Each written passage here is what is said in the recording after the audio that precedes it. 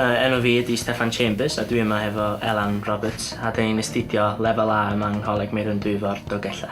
Nes i benderfynu dod i Coleg Meirwn Dwyfor Dolgella oherwydd oedd yr ysgol uwchradd o'n i yn fi'n blaenorol. Do'n i'n cynnig cyrsiau lefel A felly o'n i'n clywed bod Coleg Meirwn Dwyfor yn dda lle bod o'n cynnig amryw o gyrsiau gwahanol a bod y profiad yna ar cyfan yn wych.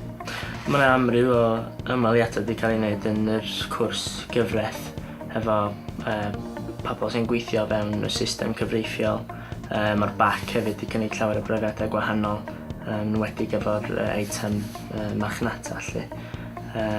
Ond mae yna amryw o bethau ar gael yma.